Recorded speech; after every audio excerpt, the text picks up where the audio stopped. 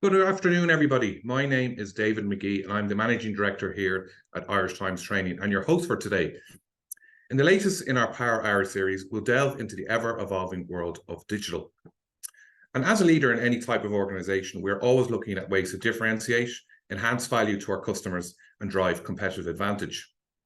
This session will definitely equip you with approaches and insights under the lens of the above mission, yet look at less on how leaders and organizations use digital and more on how they become digital. To discuss this fascinating topic, I'm delighted to have Garvan Callan with us today. Through his advisory practice 101, Garvan works with a diverse range of clients to develop and execute ambitious plans with regular focus on commercial, customer, and cultural strategies. Garvan has 16 years of executive experience across strategy, execution, transformation, digital enablement, and innovation. Garvan is a strong advocate of lifelong learning, having spent over 10 years as a council member of the Institute of Banking and completing numerous educational opportunities, including executive programs at IMI, IMD, Harvard Business School, Oxford Said Business School, and the Singularity University, and is a member of the Irish Times Training Academic Advisory Group. So before I hand over to Garvan, just some quick housekeeping. Garvan's going to talk to you for about 40 minutes, and we'll leave some time at the end for some Q&A. And you have the opportunity to put that through on the Zoom functionality here today. So without further ado, hand you over to Garvan and enjoy the session. Thank you. David, lovely to see you. Lovely to see everybody this afternoon. Thank you so much for having me along on this Power Hour. It's a slightly grey on the outside on this nice afternoon, but hopefully it'll brighten, and hopefully we'll share with you some perspectives and some insights that will brighten your intellect as we head through the afternoon. David, thank you for the very kind introduction. Yes, Garvan Callan. I have my advisory practice 101, and I work with organizations, with leaders, with boards to try and figure this thing called digital out. But often I do that as part of broader strategy work. I've written a book. It'll be out in a couple of weeks. My publisher tells me that I have to tell everybody about it. I'm a bit humble about doing that. But what I will say is what I'm going to share with you today and the perspectives and the thoughts and maybe some of my experiences, which are based on my time in industry myself, but my time working with leaders and their teams, trying to map out strategy and trying to execute successfully forward. That's captured in the book, and that's what I'm going to try and share with you today. You can check me out on the website, and you can check the book out, and so on and so forth. But we are here today and this Power Hour to talk about how to be digitally ready. So we're going to move through some slides at pace. I'm going to try and bring you on the journey and the story as we go through that. But I would encourage you, we'll have a little bit of time at the end so you can post a couple of questions. I'm very happy to take as many and all that we can, time permitting, and we should have you wrapped up in an hour and ready and on your way, and hopefully with a little bit of perspective and a little bit of insight and hopefully some inspiration as we go through that. So what are we going to try and cover today? Well, three broad topics I'm going to try and get with. So how organizations can embrace digital to boost strategy. That's the first thing we're going to touch on. Then we'll spend a little bit of time and we'll move through talking about what are the competencies required to execute strategy that's enabled by digital. And then we'll talk a little bit about how do you host and how do you hone and craft a culture of innovation that's enabled by digital and all these wonderful tools that are available to us now to drive growth and sustainability. That's business sustainability, professional sustainability, and of course the broader sustainability, longevity of this very good planet that we have the pleasure of inhabiting. We're delighted. I know David and the team in Irish Times Training and being a part of that by sitting on the advisory council. We applaud you for giving up your lunchtime to come and be a learner because I believe, and hopefully you believe, that learning is the passport to the future, as Malcolm X indeed said. So well done, and congratulations, and thank you for joining us, because education is critical. This is a snapshot from the EU's 2022 report on digital prowess, essentially, in Europe. And over on the kind of the left hand side here, you can see that Ireland ranks fifth in the index of the 27 states. Now the index is broken down, and it looks at human capital, connectivity, integration of digital technology at a kind of a macro level, at a national level, and then digital public services.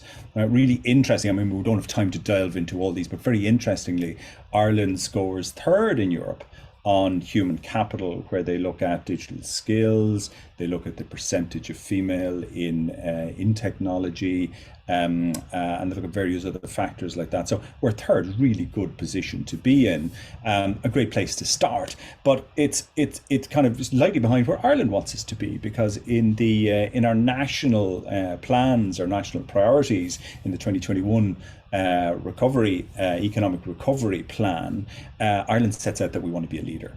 And if we want to be a leader, my belief is that we need to be a leader in human capital, because, as we'll touch a little bit later on, the technology is only good as the user. And we'll unravel that a little bit. So playing our part, you being here, me being here, Irish Times Training being here, is part of us supporting the national interests, and hopefully our personal interests and our business interests and our economic and social interests for a better Ireland. So that human capital is critical.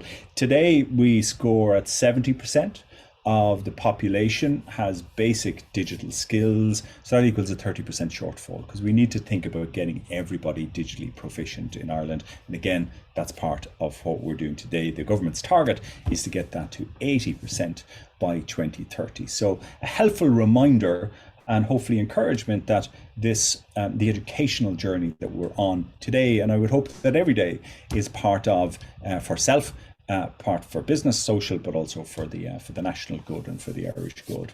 Now, as we think about moving forward now, Steve Jobs famously said, you can't connect the dots looking forward, you can only connect them looking backwards. And that kind of reminds me of education. When we learn looking backwards to give ourselves the foundation to look forward with certainty, or as much certainty as we can, so that we can try and join those dots looking forward, and with gut and destiny and so on, we can try and figure that pathway forward. So for a little bit, I want to just kind of go back to go forward, so that we understand why we're in this digital age and what it is. I mean, we're on, as humans, as Homo sapiens, we're on the planet, give or take 50,000 years. We're on the planet 250,000 years, a long time. And we hunted for hundreds of thousands of years in tribes and caves. And, eventually we moved to settlements and villages, and we created tribes and so on. And then 100,000 years ago, we moved from being hunters to farmers. So the agrarian society progressed, and we then changed our emphasis on how we fed and how we lived and how we socially interacted. But all the time, we used technology. So when we were hunters, we used spears, and they were wooden at first, and then they were made of metals. When we moved to farming, because we ran out of food, we didn't need the spears anymore. So we turned the spears into plows, and we farmed because we wanted an easier life. The food was running out, but we were becoming more civilized. And for hundreds of thousands of years, we used that basic technology. But in the middle of the 1700s, things really started to change at pace.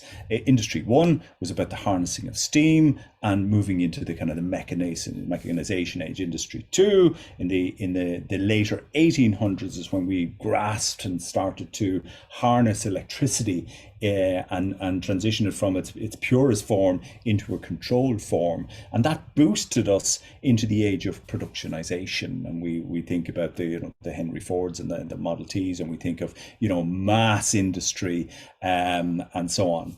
The computer, the chip, in the mid 1900s brought around Industry 3, but very rapidly after the birth of the computer in Industry 3, we've moved through into Industry 4. And in fact, we're living in Industry 5 today.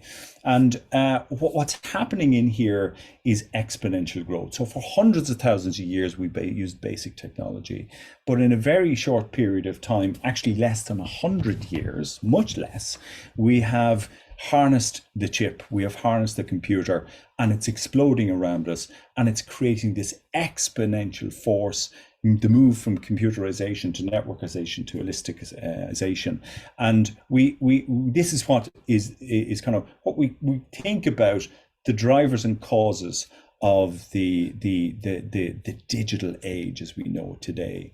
And when I think about it and try and unpack it, what I'll do now for a moment is I compare what's happening to the Walster effect. So if you've been on a Walster in a fairground in Ireland or England, these things have been around for a while. They're incredible contraptions that create G-forces. So that you do, when you sit on the Walster and ride on the Walster, you actually feel G-forces. You know, the whirligig is another name they put on it. And it creates this kind of very unsettling, volatile experience.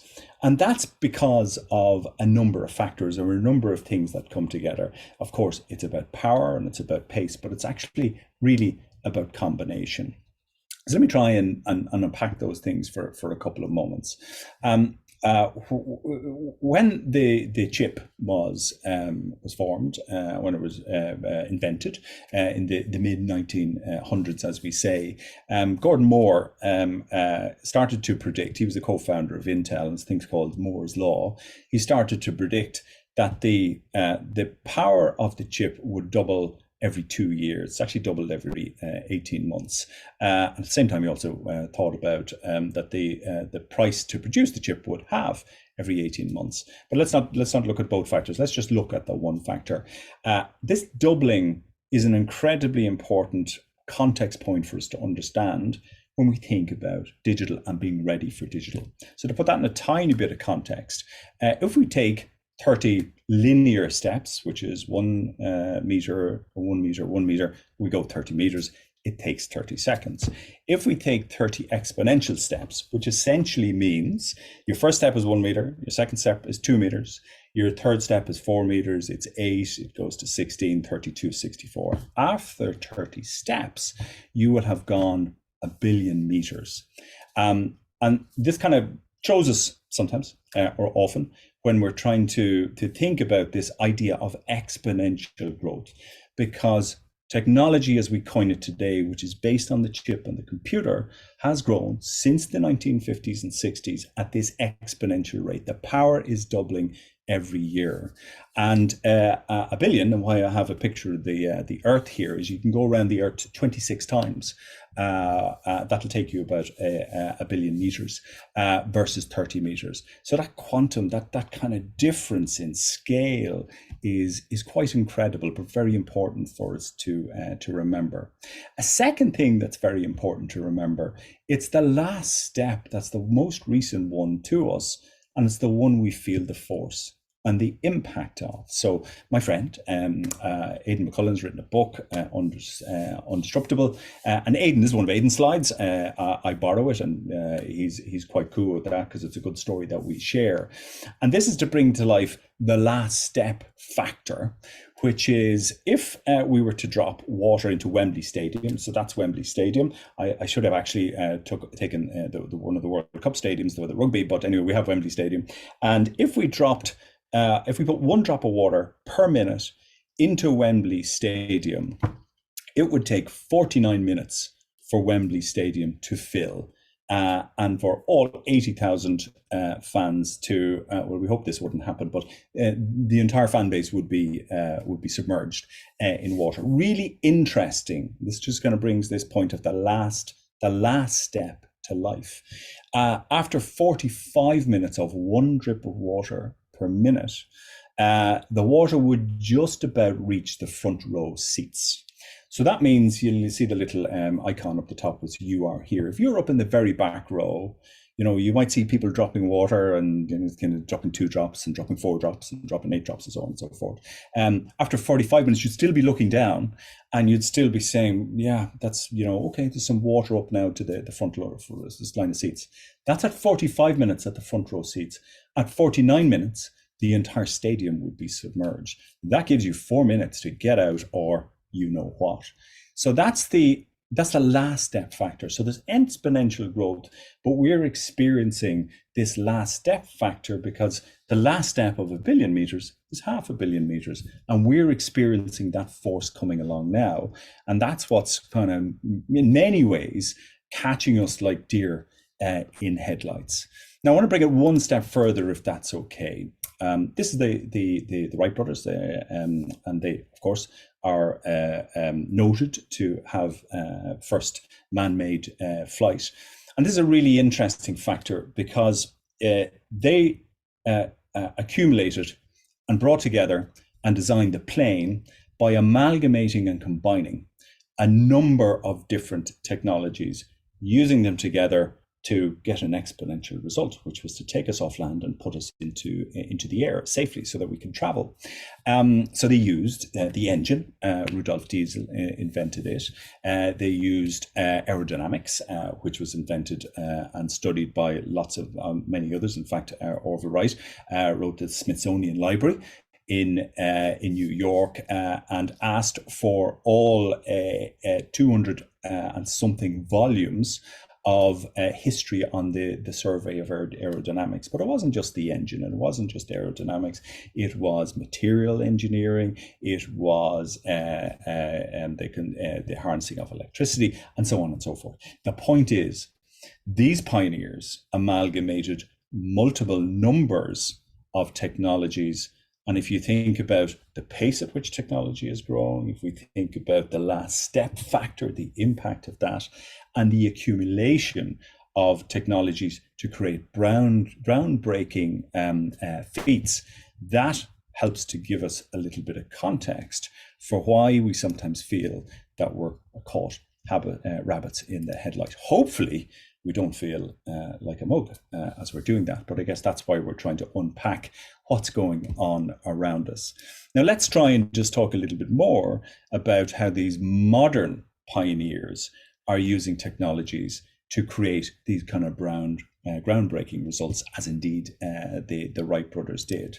And when I think of that, and what I would suggest to you in the digital age that we're in today, Industry 4 moving into Industry 5, there are essentially 5 foundational technologies that we're using. So there's the internet itself. It's over 30 years old. In the first instance, it was a place where people put knowledge. In the second era of it, phase, it's when knowledge was there and eyeballs and people were there, we moved into the e-commerce age. And that's when we've seen products and sales starting to appear. And then later, in the most recent iteration, we moved on to the social internet, and they're the kind of the platforms today, and a kind of the amalgamation. If you think about it, it's somewhere where you go for knowledge, it's somewhere where you go for services, and it's somewhere where you go for engagement. Gross simplification, but it has gone through those eras for about 30 years or so. But of course, if you think about these combination factors, the internet got its spur forward when mobile appeared a little bit more over 10 years ago, when handheld devices gave us this smart access to the internet, and we didn't have to go to desks and to offices and libraries to get to kind of access this wonderful resource. It was in our pockets and it was in our purses every day. But of course, as that started to happen, platforms started to appear in our pockets and in our purses to connect us with one another, to connect us with services, to connect us with knowledge. And each one of these factors have had a kind of an acceleration point that has brought us through this kind of exponential growth that we're experiencing. Of course, really what the digital age is about is the virtualization of services. And as we virtualize services, in other words, we move them from analog, paper, physical formats into digital formats, we create a footprint, a data footprint. And of course, what's happened with that is we've seen that AI has been able to track, amalgamate, and extract incredible insights and knowledge from that. which has further spawned the internet and the mobile and platforms. And as we see and know today, it's starting to become a creator working alongside us. And we think of ChatGPT and so on. And all these have been enabled, as I've said earlier on, by technology becoming cheaper and actually technology itself becoming virtualized. So we have cloud technology. So when we think of what are the combination factors, or what are the combinations of technologies that have led to the digital age, I would suggest to you in a nice simple way that these are the five technologies that have been the foundation and that have been, created the Wright brothers versions of today that we see so many leaders using. But one thing we're going to discuss and talk about today, that digital transformation is in fact not about technology at all. It's all about the people. This is Josh Bershon. I was just talking with David before we came on, and he's an incredible thought leader in the US, and is a kind of a future-looking gentleman who understands organizations and understands commerce and understands what's happening in the kind of the social world, and I think he's absolutely right. And indeed, Satya Nadella, the CEO of Microsoft, also frames this idea, and he says that he's most grounded in the role of technology. It's ultimately about the human capital and the human potential. Technology really only empowers humans to do great things. So this technology is growing at just incredible paces, and when it's combined, it creates breakthrough experiences and great breakthrough opportunities, risks as well, of course. But it's only in the hands of the great that it does that. So there are many. Instead of talking about the deers and the mugs and so on and so forth, there are sharks in the water who have been very clever and who have been predatory almost with using this technology. Not that I'm going to talk about Disney and Audi and some of these brands as necessarily sharks and predators. I think the point is they have been survivors, and instinctively they have kept this idea that harnessing technologies to create value using these impact drivers, so internet, mobile platforms, etc. And I think they've done that by thinking differently. So it's not about the code, it's about the coder. Disney, been around for over 100 years, an amazing organization, sells magic. If you go to a Disney park these days, or think of the equivalent to Universal, if you've been to any of these, I mean, when you arrive there, mostly the funfair rides, the Walsters of today, they're virtual. I was in the pleasure to be in the States and Florida last year, went to Universal, went to Disney. I would say 80% of the rides and the experiences that we went on were not the old rickety kind of roller coasters of the past. We were in vast warehouses that were incredibly dark when we had 3D glasses on, and we were spinning around looking at screens. And as thrilled as we would want to be in today's age, safer perhaps, but certainly very willing to impart our hard-earned money. And Disney continue to sell magic, but they sell it virtually these days. Audi, exactly the same. You go to an Audi showroom in their premium showrooms in London today, there are no Audi cars in the showrooms. There are banks of screens, and you meet a concierge and he asks you what you do, and all of a sudden on a 40-foot screen behind you, your Audi of your dreams appears in your color, with your interior, at your size, at your price point, etc. So they've liberated the showroom to be whatever car you want it to be, as opposed to you seeing whatever car they actually have. And all these companies have just found their way to virtualize their services to create magic, but also to create incredible value. And if we look at what they're doing, they're harnessing and deploying insights, design code, and they have a bold ambition, and they create a panorama of newfound value. So they capture our attention. They get us to buy their services at checkout. They're using the digital footprint to create intelligence, and they continue to engineer their organizations to do the same again. And this is creating incredible brands around the world. This is just a snapshot. You'll of course get all the slides later, I think. We should check that, but I think you'll get all the slides later. And all the slides, there's nice little links, and you can possibly see them on the recording as well. But the point here being, the harnessing of these technologies is creating value for the end user and for the customer, but value for these organizations. I mean, these are the most valuable brands in the world. Have a look through them. They're all harnessing these technologies to make impact. But it's not, thankfully, just a case of harnessing these technologies to create economic value at a corporate level. I had the pleasure of spending a day with about 50 CEOs in the healthcare sector. We talked about this slide where actually code is equal to care.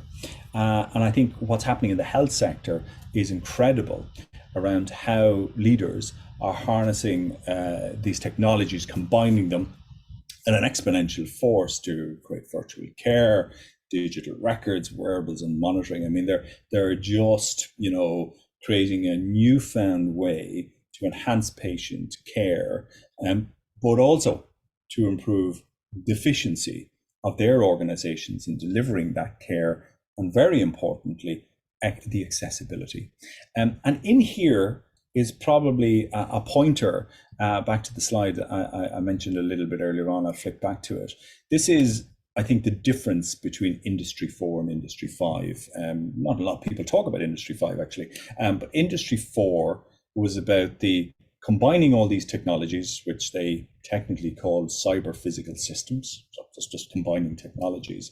And that was kind of coined in 2011. But in 2017, in Germany, there was kind of an enlightened moment where they talked about actually it shouldn't be just us using technology for the benefits of business and commerce. We should be using technology for the benefit of the world, for the benefit of humans, for the benefit of sustainability, both at a social level, at an economic level, of course, but also at a planetary level. And I think that's an important point for us to remember, that of course these technologies have the opportunity to create commercial value, but if you think of the human value that's been created, and I think it's really nicely coined in the health sector. Now let's keep going. What are these organizations doing? Well, I believe that they're applying what I call stradaptability. And why do I say that? It's really about strategy that's adaptable. And very importantly, and I would say that most of the organizations that I observe or that I spend time with who are successfully harnessing these technologies have incredibly adaptable strategic processes. And down a little figure on the right-hand side, the only thing that's rigid in these strategies, in these leader organizations, is their purpose. They are very focused on what's their mission in life for their communities, for their customers, for their people, and for the planet around them. What then is very fluid and incredibly adaptable is actually how they approach looking at the market, discovering the opportunities with new technologies, detecting how people are using them to create value. That could be care, it could be money, things like that I said. And they're diagnosing, directing, and they're delivering at pace to execute their way forward into their next phase of strategy. Some teams that I work with refresh and calibrate their strategy on a quarterly basis. That's adaptable strategy. Very importantly, underneath that, they spend time focusing on building capability and on building culture as well. So let's talk and break that down a little bit further. When we think about, strategy, organizations, again, leading organizations, they're kind of breaking it down and they're modularizing or atomizing nearly where and how they can apply these digital tools and this digital prowess to create value. And their definition of value could be money, could be care, could be all those kind of things. So the thing in the first place, at the engagement layer. So how do we use technology to increase access to the user base that we're trying to get how do we create two-way communications? How do we create self-serve opportunities? Because God knows most of us want to self-solve and self-serve. We want to be liberated that way, but we also want to get to a human when digital just doesn't cut the mustard. So they're crafting their engagement to use the best of digital to increase accessibility, to increase two-way communication, but also to enable us to self-serve when we possibly can. And underneath that, they're building their propositions, their products and services, the amalgamation of products and services to make for a better experience. So I think, again, back to Disney, again, back to Audi, those propositions are now virtualized. So the experience is more personalized, and therefore it becomes much more attractive to them. So you can access them digitally, you can consume them digitally, and then very importantly, and I represent this as a globe, the processes on which your products and services and the engagement runs are digitalized. And by digitalize, I'm talking about automated. They happen straight through. And so many of our industries are of course, we're coming from that 250,000 years of doing things in a physical way. The organizations that are really making headway are applying digital tools, they're applying AI and automation to digitalize and make their processes straight through. And that's actually where they're seeing, the bulk, the kind of the curve of value in their organizations. But that, of course, has to be underpinned by the workplace. So that's the hardware, the software, and the humanware.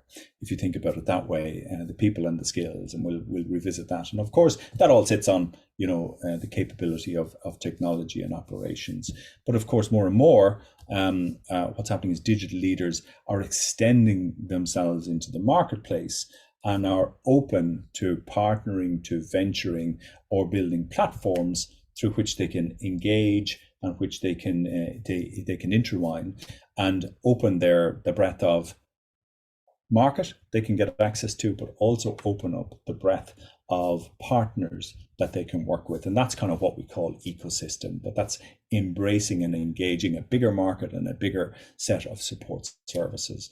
And many organizations are breaking down their strategies and they're thinking about how can we use digital tools, the impact factors in engagement proposition process, how do we support the workplace and get it ready to be able to use those, and how do we build on those solid technology foundations. Most organizations that I work with today, about 30 or 40% of their strategies are focused on capability building. So they're looking through this kind of prism of capabilities. I've got my what I call my 10 my pyramid of 10 capabilities here, through which most organizations are investing, as I say, 30-40% of strategic investment these days is going into building these 7 capabilities, or these 7 competencies that sit in the middle. And all those 7 competencies, I'll double click on them now, are built on technology foundations, on risk management strategies, and of course, they're all empowered and they're all enabled through people. So just to do that little double click, digital leaders start with the job to be done. They start with thinking about how do we become a center point for solving the job that the customer is trying to do. In order for most traditional organizations to leap to being able to solve for customers, but then to embrace digital to drive engagement, then to create analytics, to be more agile, to be more innovative, and ultimately to be more open in that marketplace. The second place they go to is create efficiency. So most transformation programs, the successful ones certainly, are we see where there's simplification, where they reduce the number of products, services, process. They take unnecessary steps out of their journeys. And they do all of that so they can create capacity. Because digital is not about more, digital is very often about less. So if you think about the great experiences that you have, they're fluid, they're easy, they're one click, they're one touch, and they happen in an instance. So removing processes and removing baggage from what we do when we're trying to transform to being digital is a critical part of that. But these 7 kind of muscles are pretty much the capability set that we see the great leaders doing. And of course, as I've said, and we don't have time, unfortunately, to go into each one or indeed any of them in detail, they build those on technology foundations. They open their eyes and they open their tolerance to risk, because to be more stradaptable, you've got to move faster, you've got to build this capability at the same time. So therefore, the risk controls and measures and mechanisms that we had of yesterday need to evolve, and they need to facilitate test and learn, because in fact, strategy today is about testing and learning and using that knowledge and insight to help us figure out the next thing that we should do. And that kind of starts to kind of maybe lead me on to the kind of close out for today, which is to talk about culture. So we've talked about strategy. We've talked about why we need that strategy in this volatile world. We've talked about capability and the importance, that 30-40% weighting of investment in building those capabilities. But it all comes down, as Josh Bershon said, to people and culture. And this is the culture iceberg. You may well be very familiar with it. And the essential kind of lesson or kind of idea behind it is, when we think about culture, we see behaviors and skills and practices, we see those on the surface, but actually they represent it as an iceberg, because as we know, you can typically only see 10% of the iceberg above the waterline. Much of the iceberg sits below the waterline, and that's where the values and the attitudes and the beliefs sit. So let's maybe just look at the above the line and the below the line. So above the line, digital leaders, the organizations that are building these capabilities, are combining them and using them with the combination of technologies to create this kind of value that we talk about. And when you go in and you sit with a digital leader and you work with the organization, they use, it's termed different things. Some people call it agile, some people call it digital product management. AI leaders now call it data product management. They're building products out of AI and data. And there's no single way that this works, by the way, and there's no single term on it. Every organization that's successful with it creates their own, but broadly, they follow these 8 steps. So the first thing they do is they come in with data every day, they measure everything, and they understand what's important in their market, to their users, to themselves.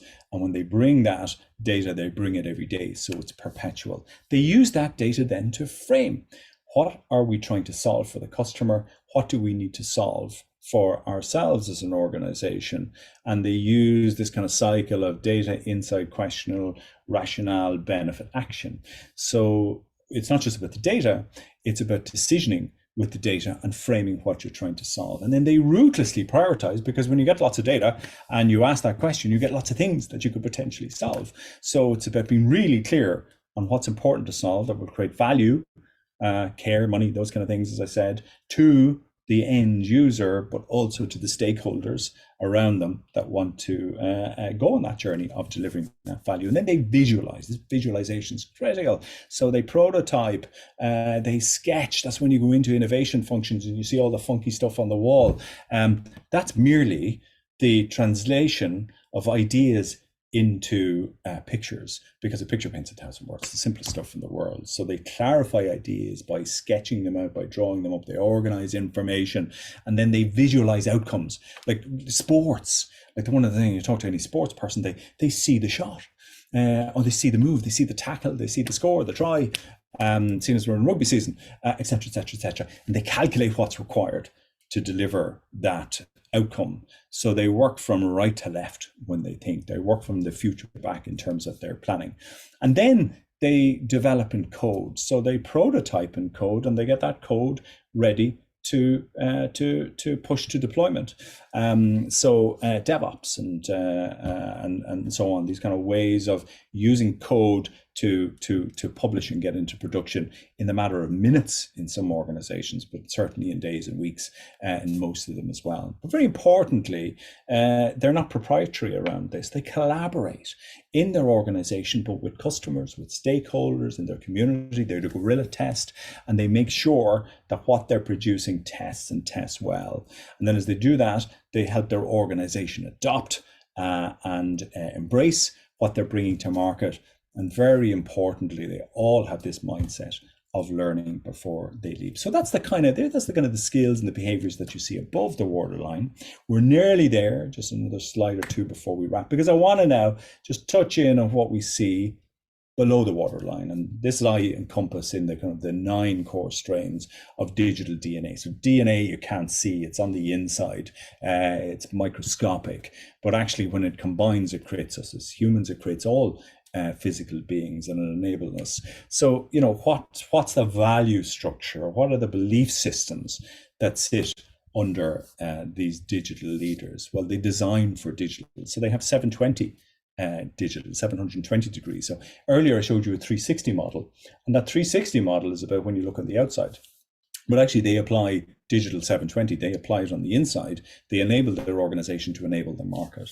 They have that defining North Star. You go and you sit with Google and you talk to them about a product. A minimum entry criteria for a product in Google is 1 billion users. Think of their products: Google search, YouTube, maps, etc., etc. So they have this incredible ambition that they put out there as well to solve big problems for massive communities. And they have that data-led ambition. They use data to identify, but then they use analytics, which is the calculation of data in an automated way, to solve and automate problems, creating that efficiency in that process ring of the digital 360. Very importantly, they're diverse. You go and you sit with digital leaders, they represent their market. So they work hard on constructing their teams to represent the market that they're trying to serve, because they want to remove bias. They want to know the problems that their market are trying to solve. So to do that, you kind of need to have the market in the room as you're doing that. They double down on innovation, you know, and 80% is good enough. So they move at pace, they learn, they kill projects, and they apply this digital product management that I talked about, and they never acquiesce. They've got this kind of constructive dissatisfaction about them. They always want to be better. They always want a +1. And they also believe in advantage through democratization. And that's essentially this idea of being open. They don't believe in being closed businesses. They open the doors, they embrace other platforms, they embrace other providers, and they embrace other capability or service providers. And they create an ecosystem of services to access an ecosystem of opportunities. They're of course nimble and they're agile, and they move with digital product management, releasing products every couple of weeks. But very importantly, a cornerstone we sometimes forget about, and it's been the winner and loser factor for many of them, they work with trust, because this is a venture for everybody moving into this digital sphere, learning these new capabilities, working in adaptability, and trying to form these kind of cultures, which, you know, may be alien or maybe certainly quite different to some traditional industries. If you're moving from traditional industry, these are the things that you need to be thinking about. Maybe if you're in one of these leadership organizations, maybe this resembles, but maybe it's a good reflection and a good reminder of what it may need to be. Now, let's close out because we're nearly there in relation to time. We, of course, started today talking about digital skills. And this is my digital skills matrix, too much to consume and get into. Point being, we need to think about education and skills in a rounded way. So we need to think about how do we hone underneath this kind of these kind of ways that we work, which is the digital product management, and also the values underneath them. We need to harvest the right skills. So those skills need to be technical. We need to be able to research and design. We need to be business focused and develop business cases, etc., etc. Cyber being critically important to that point of always assuring. But, you know, working in agile ways means we come together, we work in cocoons to deliver value together. That's what agile is in its simplest term. So we need to be able to bring people with us. So we need to understand who they are, stakeholder map them. We need to do that visualization to paint 1,000 words.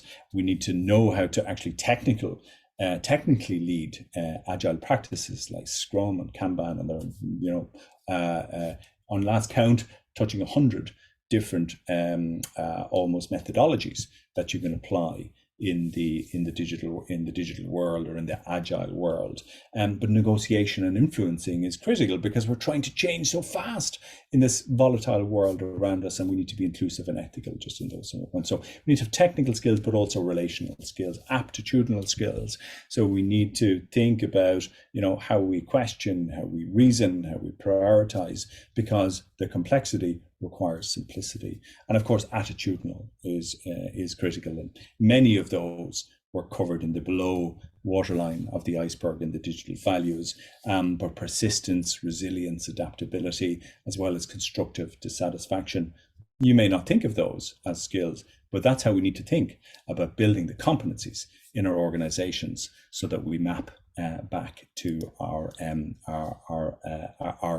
culture iceberg that supports using the capabilities that we need to build, that supports us being stradaptable.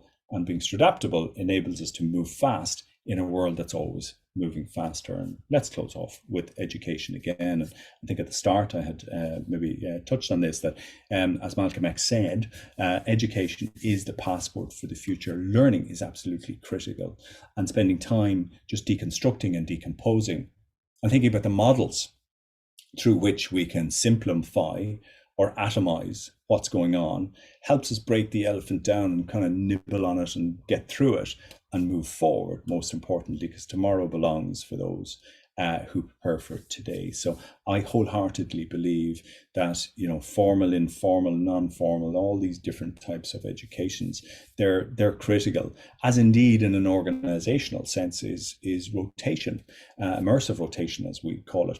Again, these digital leaders, you see people move around and they're taking different roles in different regions with different teams on different products all the time, because it's all about stretching the mind. So I hope that today, to some degree, we have maybe opened your minds, and maybe we stretched them, maybe we didn't, but I hope that it was an enjoyable session. And thank you, it's not me, that's thank you for taking the time to be with us today. And with that, David, maybe I'll move back to you for some Q&A. Brilliant. Thanks, Garvan.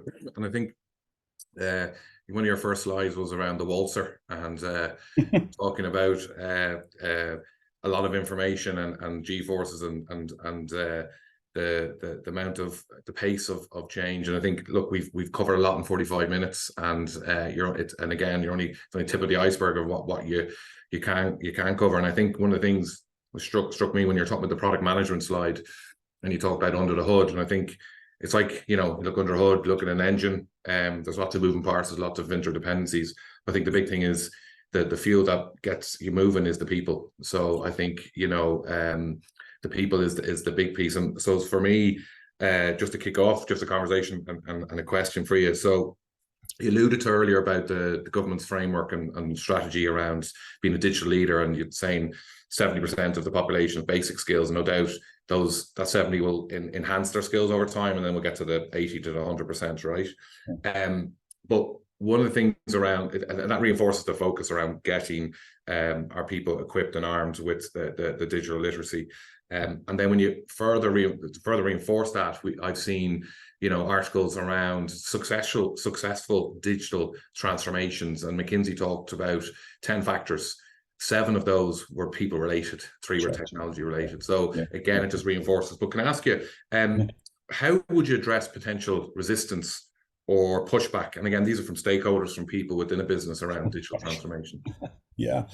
I was talking to somebody about this yesterday. There's a thing called the IKEA effect, David, which is this idea that why IKEA has become so popular is because it does very good quality furniture that you can, imagine in their stores. You can get online and all that as well. But actually, they think that quite a magic factor to it is and not everyone agrees with this, but anyway, a real value point is the connection you have with the product when you've been involved in constructing it. And they call it the IKEA effect, right?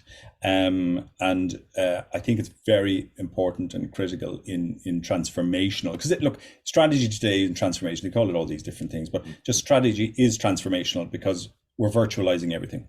So it's very simple, actually, when you think about it that way.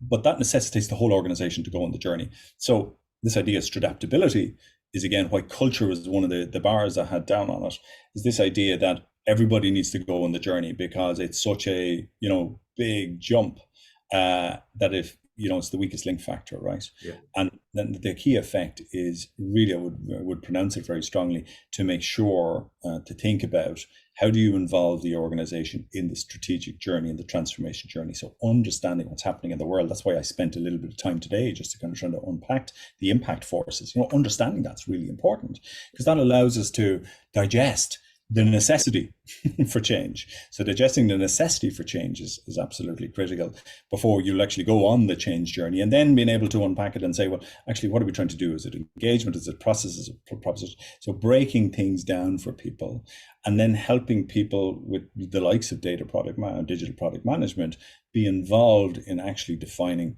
what's the job we're trying to do. And really importantly, I think it's involved the people, help them digest and understand.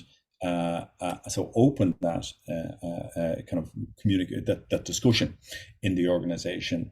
But then I think it's very importantly, it's about involve everybody. I mean, they even say that in the IKEA, we all know what the little brochures and so on look like, but sometimes they don't always make sense. They say they do that on purpose, so that you have to even work harder to interpret the instructions. And that actually creates more cognitive connection with actually the construction of the thing. So help people to figure stuff out, David, is the big things, yeah. And does the organizational buy-in have a role to play there? So, is that what you're saying essentially? Is that in essence? Absolutely. So, and there's probably two layers, or just what you might say. So, it can't be one executive or two. It's going to be the CEO, the executive, bringing the organization on the journey. Helping them get the manual, build the future. And it's true inclusivity, David. So sorry if that was a bit. And then look, so you've probably worked with and studied organizations that have delivered digital transformations, but what are the kind of common challenges that they've come across when doing it? What are the kind of pitfalls or watch outs for people on the session today, just to be wary of? Great question. So people always bringing everybody in the journey, that inclusivity, and there's many more things around that as well. But we've framed that pretty well. I touched on it, maybe didn't accentuate it enough. This idea of removing complexity. Because most organizations that are really struggling with it have actually tried to do it already. So it's interesting. So financial services, where I've worked for many years, and I have plenty of financial services clients today. And in many ways, some organizations have tried to get ahead of this. So they started to use new channels. They started to build new products and services. But it's all unfolded so fast, and this is nobody's fault. They've actually built complexity on complexity, and complexity kills creativity, kills capacity, all those kind of things. So actually the first step, I would say, in many ways, organizations, is clean down the decks, get rid of the things, and be ruthless in prioritization. So the prioritization and resource allocation is kind of the second big thing that I see kind of sitting side by side with organizations that holds them back. And the third thing is skills, David. Third thing is skills. Can you code? Can we all code? When's the last time we worked with an API? When's the last time we sat with an algorithm and we tried to groom it? And when's the last time we really delved into SaaS and really sat in some dirty databases and tried to see the wood from the trees in terms of trying to figure out, we don't do that now. In many ways, modern software is shielding us from that because the software is doing all the work.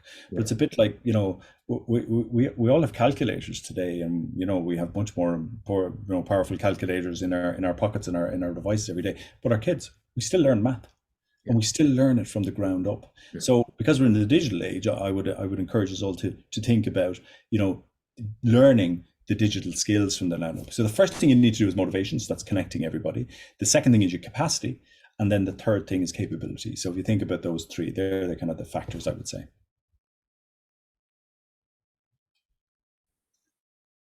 I'm not sure if David has frozen or whether I have frozen.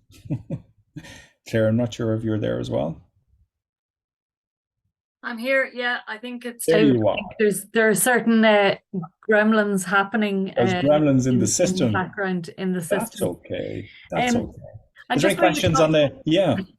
just before Dave pops back in, I'm sure Yeah. he's on his way. I was just looking at the motivation and the connection when you're bringing the message of transformation to an organization, like that comes from person to person. That can be exponential growth as well.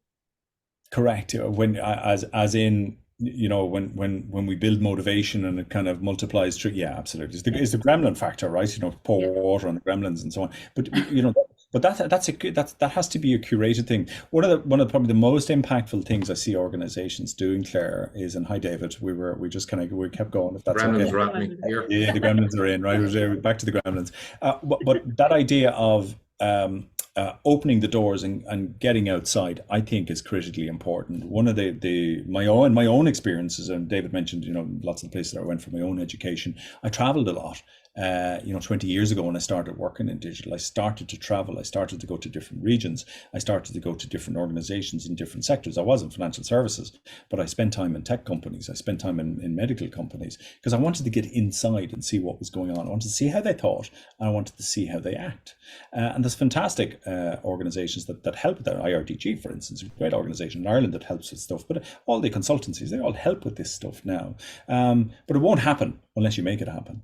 And I would really encourage anybody who wants to discover and explore and who wants to find the water to do the gremlins, Claire, get out, see what's happening, understand how organizations are thinking and acting differently, because it's eye-opening, and it's very hard to grasp all this stuff from slides and and chats and so on. When you see it in the wilderness, you connect with it, and because you can see yourself doing it, and that's really, rote learning, and that's why we don't rote learn so much anymore. That's why we adaptively learn, because we observe and we engage, we consume, and that connects us to the learning. Just Garvan, last question because we're conscious of time. So you mentioned there about the outside in, looking at what's happening in the market. Yeah. What's next? So what's coming around the corner? And we talk a lot about people side, right? So technology. What are you seeing? What are the significant trends coming down the line? And look, we'll be talking about this today, and then we do another session a month later, and it's changed. Yeah, I was going to say it's the next session, right? So look, Gen AI, generative AI. Yeah.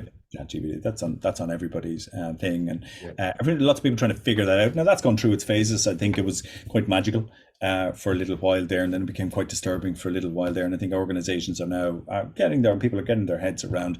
Actually, it's just AI, but the interface is very different. So the AI is able to consume mass data and give you back an insight. But the difference is now people are able to converse with it in a more natural way, and they receive the answer in a more natural way. So that's very exciting, because if you think about productivity, and if you think about adoption, and you think about adaptability, now we have the potential to get in and have a chat with the AI, and it feeds us, and we can get into conversation. So that makes it much more acceptable. There's huge things going on in virtual reality.